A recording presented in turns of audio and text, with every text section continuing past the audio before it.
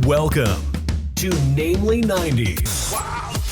The podcast that takes you back to the time before smartphones, Google, and Y2K. Join your hosts as they relive the pop culture that shaped a generation and the parts that many people wish they could forget. Listen in to the conversation about how the decade defined those who spent their childhood there and how it shaped them as adults. So, turn down the grunge and dial up the internet. Let's get started. It's time for Namely 90s. That's right. You're listening to Namely 90s. Andrew, that's Brandon over there. And Hi. We welcome you to the show. The website is namely90s.com. And you can also find us on Twitter at namely90s with a 90S. And we'd love to hear from you. If you're listening to the show, please let us know what you think. If you have any topics you'd like us to talk about, you can follow He's really or lonely. Twitter. So lonely. We can talk about my harrowing experience once again of getting to the recording location. But in the meantime, let's until then go into a little bit of history. What was going on in June of 1991 with Brandon? Yeah, just going to stop you there. Why don't you start with your harrowing adventure? Oh, okay. Well, so another parking fiasco. So finally, as the time this is recorded, downtown is starting to open back up, and parking is at a premium for sure. Mm-hmm.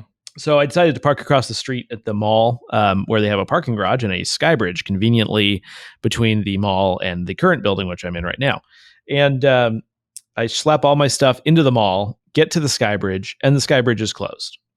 Now, how that's supposed to help reduce COVID transmission, I couldn't tell you. And the fact is that I then had to ride an escalator downstairs and cross a busy road in order to get to the office that I'm in right now. And it's like, literally, there's probably more risk of me crossing the road and being hit by a bus than contracting COVID and dying by walking through a skybridge.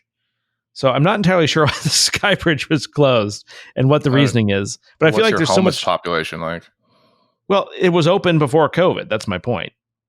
So it's like, this is that whole like nanny state. No one's actually thinking about why they're doing stuff. They just think, oh, closing entrances, that's a good idea. Why is that a good idea? That's not preventing any transmission of any virus. I don't get it. I don't get it. But, you know. Is it because you have to walk past people if you're going both ways? People? It's just, I'm over it. You know, let's open the skybridge, please. But I'll be getting a new office soon, so it's not a big deal. Sounds like you should be out there protesting reopening the skybridge. You never know. I might do it. I get tear gassed, but by God. I don't. You're white. You won't get tear gassed. No, they're tear gassing white people. Not for saying you want to not wear a mask. I saw this one. Yeah, it's true. I saw this thing on my friend sent me about Pride month. I think that's what we're in right now. And it was this meme, and it showed a bunch of like rainbow colored tear gas, and it says Mayor Durkin kicks off Pride Month festivities with rainbow colored tear gas. And there's just like a bunch of people in the background. That's very true. Seattle. Durkin. Durkin. I couldn't remember who the mayor of Seattle was. All right. So that was Andrew's harrowing experience. And if you think his tunnel experience is unjust, just send him some support. Well, I'm just saying half the parking meters say they're 10-minute parking only so people can do takeout. And it's like, yeah, but now downtown is reopened. People need to park to engage in commerce. Let us park. And let us get our fast food. Speaking of fast food, let's go back to June 1991 and figure out what fast food we can eat back then. No, that's completely unrelated. Wouldn't recommend Jack in the Box unless you want E. coli. That was 97. Okay. Because the girl that got it was in my third grade class. Yes, that's true. All right. So June 1991, Mount Unzen erupts in Japan, which was the worst eruption in Japanese history. I believe they're referring to volcanoes. The final episode of Twin Peaks airs on ABC. MS-DOS 5.0 is released, just to give you a technology. MS-DOS. Oh, yeah. They exhumed the body of 12th U.S. President Zachary Taylor to test for arsenic to see if he was poisoned. Okay. South Africa abolishes the last of the apartheid laws on June 17th. Colombian drug lord Pablo Escobar surrenders to the police.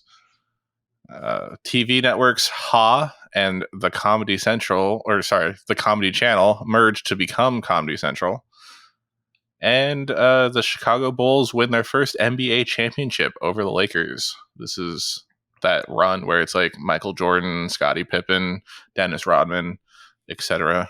Space Jam. Yes.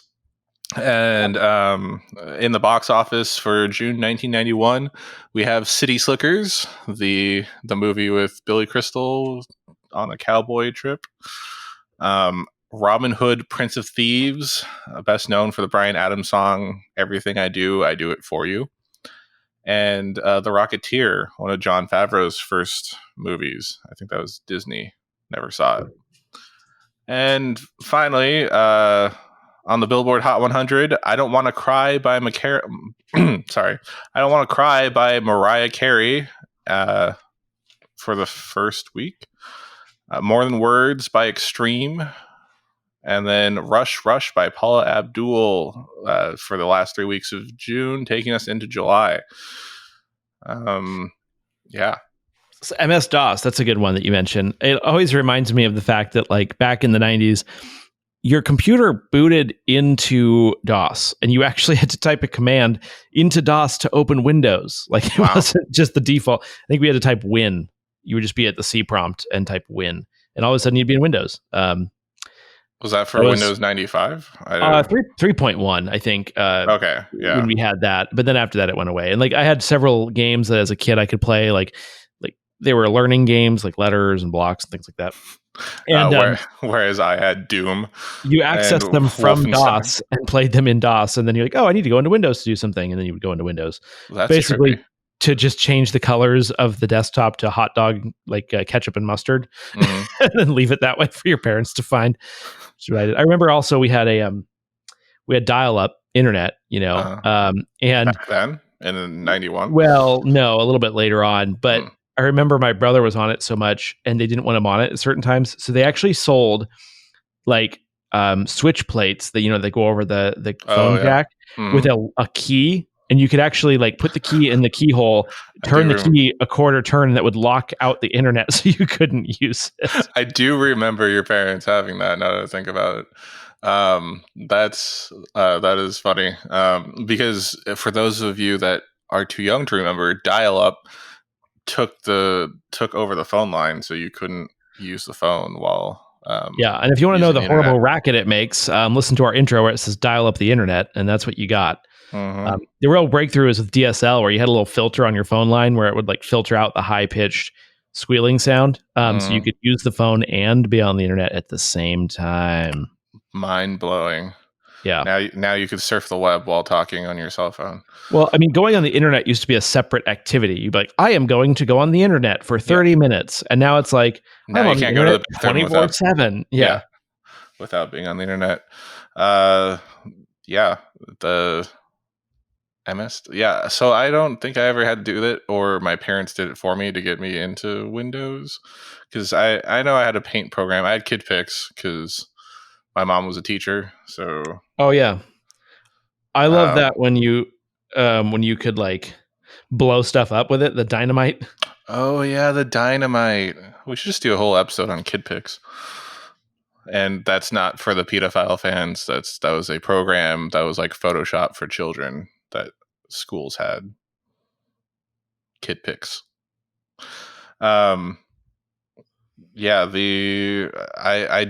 remember playing Doom and or Wolfenstein on the computer that was in my parents' room.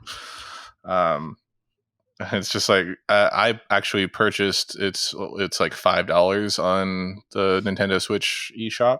So I purchased it a couple months ago, and I was like playing through it. I'm like, oh my god, I remember this. I remember how to play this. I remember this room. I remember all these secrets, and it was just crazy how playing something when you're like 3 or 4, a It violent comes back shooter. fast. It really comes back fast. Oh yeah.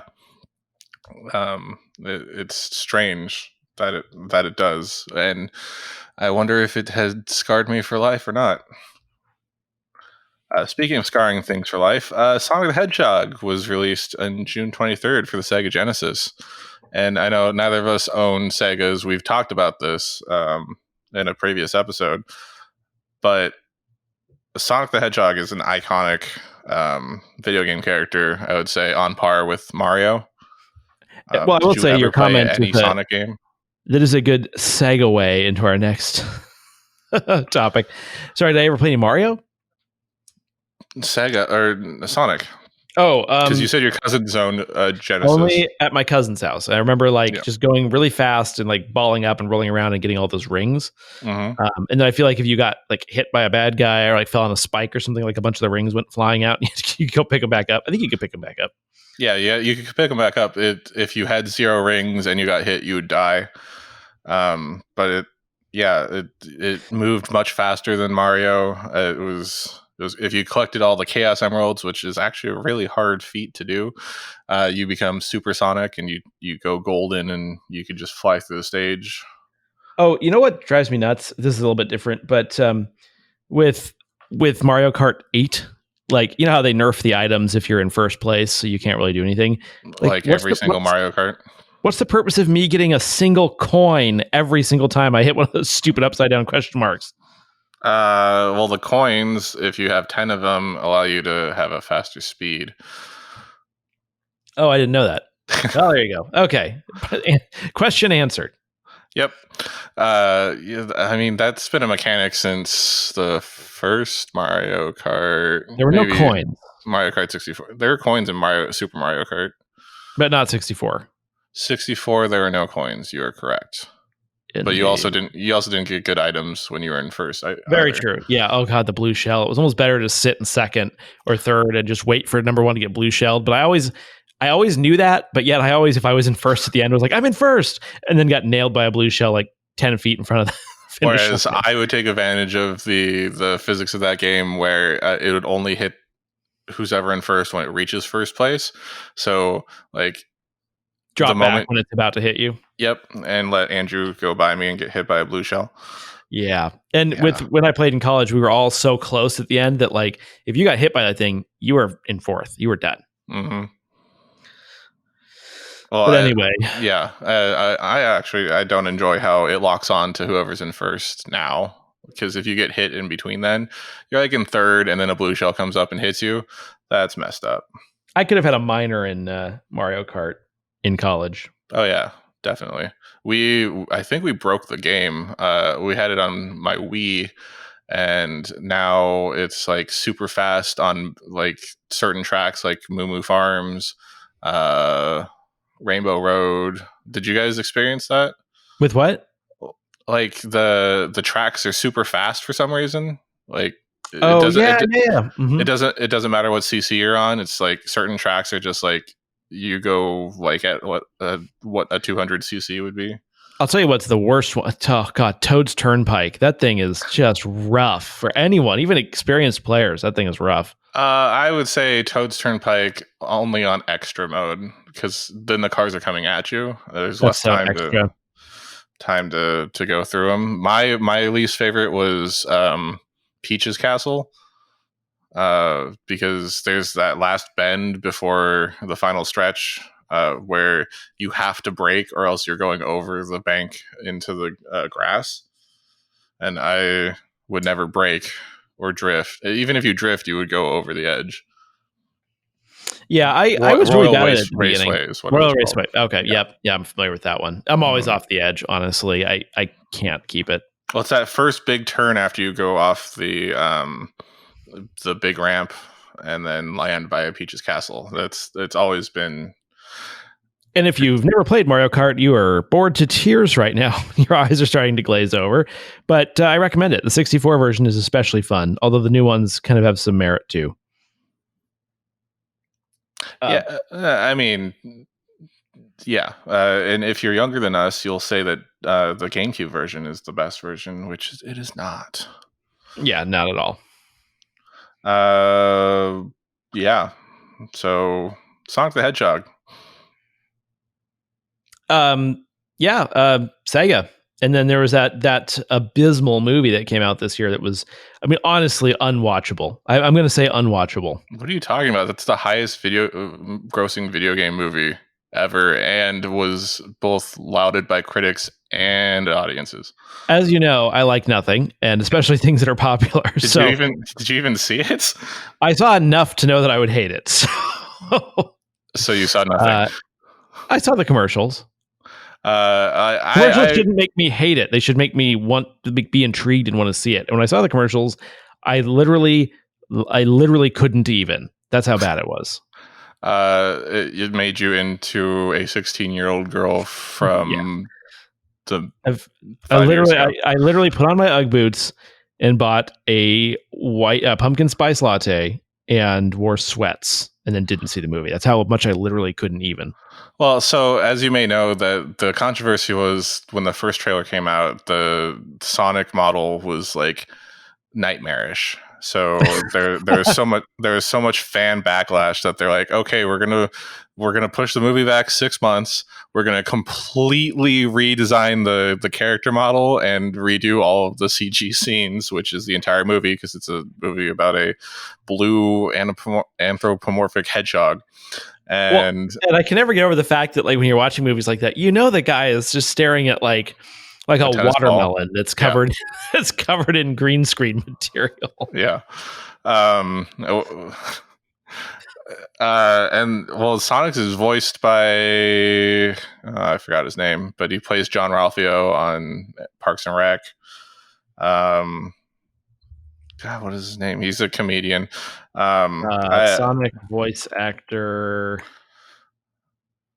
And I don't know.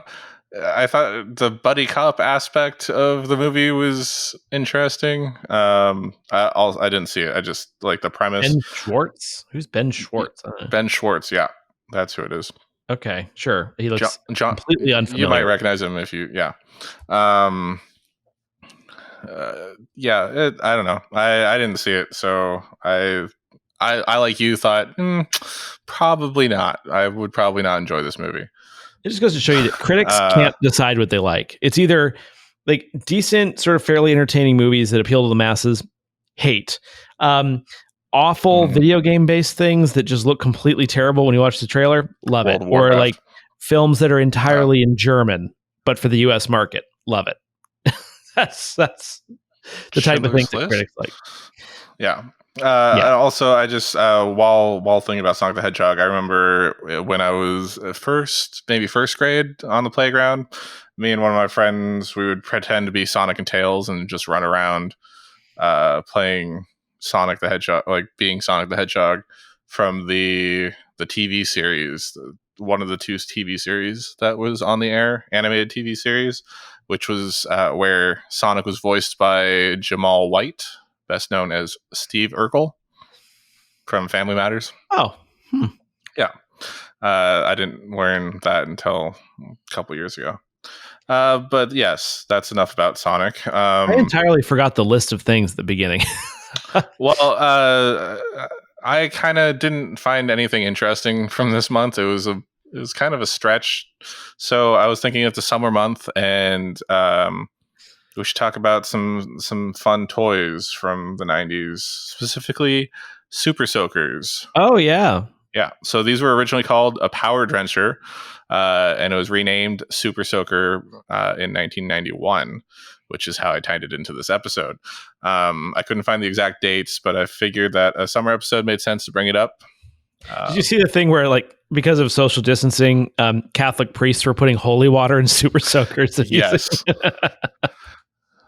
I don't know how that went over at the Vatican, but I thought that was an interesting use. I think the whole COVID thing, we went to a funeral a few years ago for my great uncle, and it was at an Episcopalian church.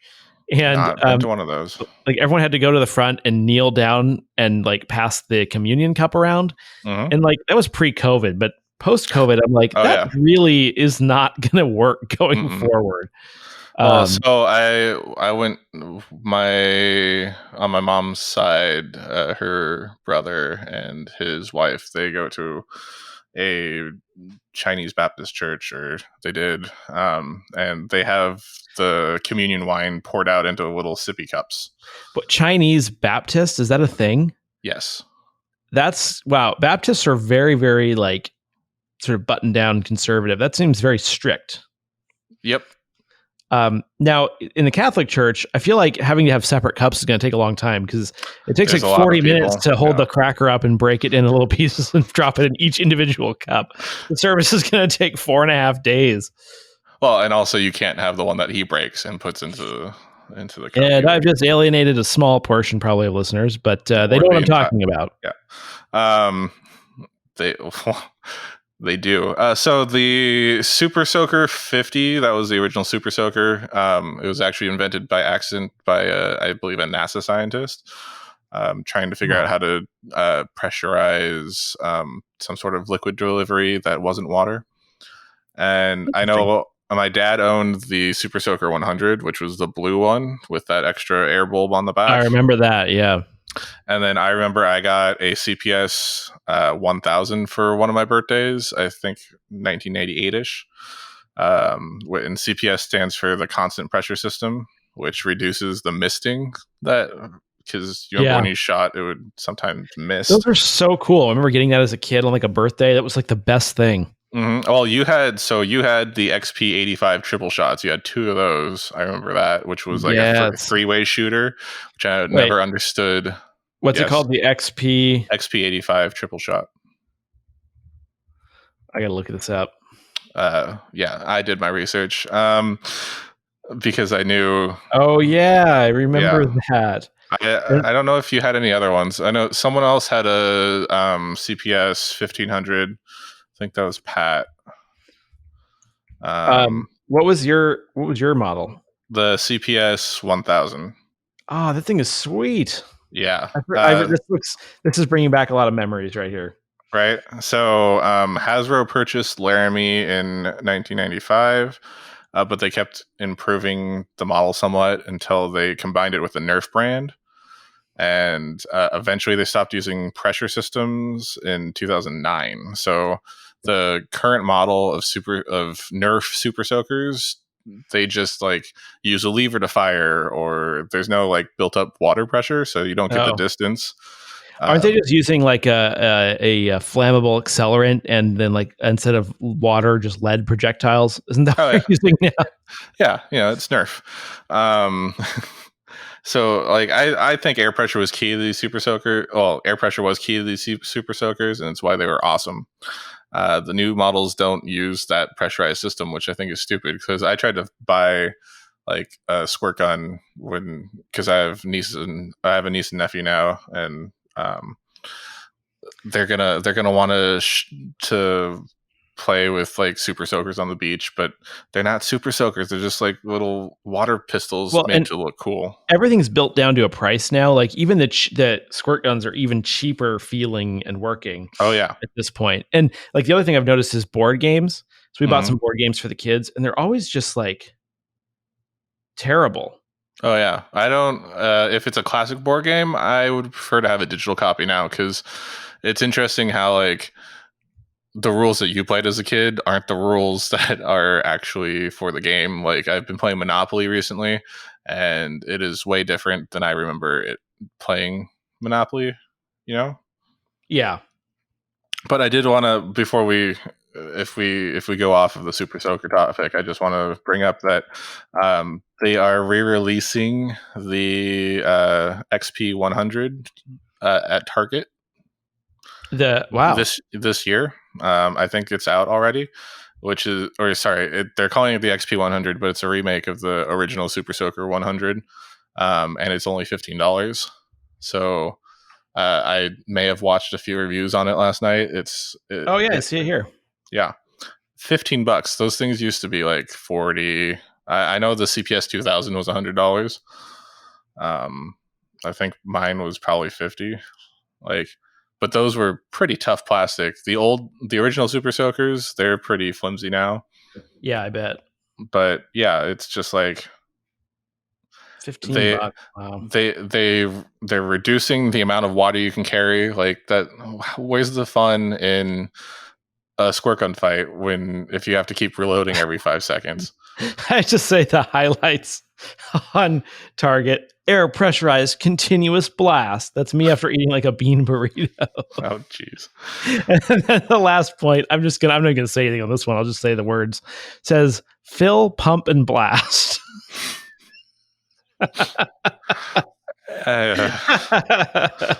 Maybe that's why they stopped marketing these to kids. Fill, pump, and blast.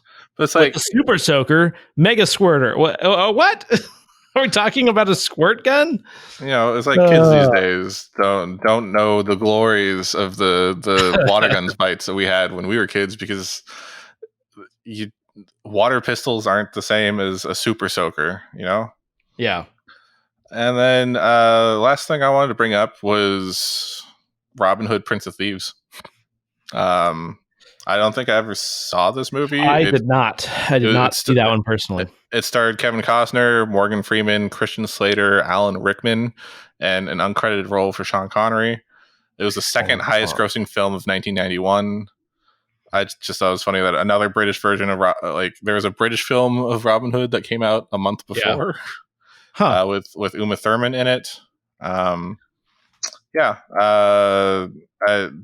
was doing some research. It got a 51% on Rotten Tomatoes, but over time, like in the history of movies, there have been 39 theatrical Robin Hood films, 7 TV films, 12 TV series, 7 animated features, 2 straight-to-TV films, 3 animated series. That's 2 animated TV films, 3 animated series, and 52 parodies in film and television, at least recorded on Wikipedia. Wow. Yeah. That's pervasive. And also a lot, I don't know if you know this, but a lot of people our age watched, or older, watched Robin Hood, Disney's Robin Hood, the animated one where they're animals. And some people contribute that to the rise of furries in our age group. Because I know I saw a Twitter thread of from like nerd actors and actresses that are like maybe 5 years older than us, 10 years older than us, saying, oh yeah, Robin Hood, the foxes in Robin Hood did it for them when they were a kid. That's just such a bizarre group of folks, especially the ones who have like sex in the costumes or whatever, which unfortunately is a thing. And it's their thing. Not one to judge. I'm going to judge that. I'm just going to come right out and say it. Everyone has their thing, man. But it's interesting that there's it's a whole culture, but it's some not even people that are in that culture are like, oh yeah, Disney's Robin Hood. I should have picked some other ones. Gidget from Chippendale Rescue Rangers. Cheetara from Thundercats. I'm just trying to think of different things along that theme. Which anthropomorphic animals. Things. Yeah. Yeah. But yeah, what is the point of a Robin Hood movie? I don't know. I didn't see it. I have no desire to see it. It's not really a thing that I'm into. So I don't know. Kevin Costner, he was popular. Morgan Freeman, he plays some sort of, I want to say Muslim king. Not sure. It's set during the Crusades, so yeah, it was not recommended by us by any stretch of the imagination. Yeah, you can see since we were like 2 and or 3 at the time, didn't really. Plus, you've got like 5 more Transformers movies to catch up on, so get to that. Mm-hmm. Yeah, so that's that's our suggestion for 1990, June 1991. You can find us on Twitter at namely90s90s, or find our personal accounts at bschwitty and at namelyandrew, and tell us what you want us to talk about on future episodes. You can also contact us through our website, namely90s.com. Please subscribe to us on iTunes, Stitcher, Google Play, Spotify, YouTube, TuneIn, Dumpster Fire. What was that one? And whatever you get your podcasts on. That's it for this week's edition of Namely 90s. I'm Brandon, that's Andrew, and we will catch you next time.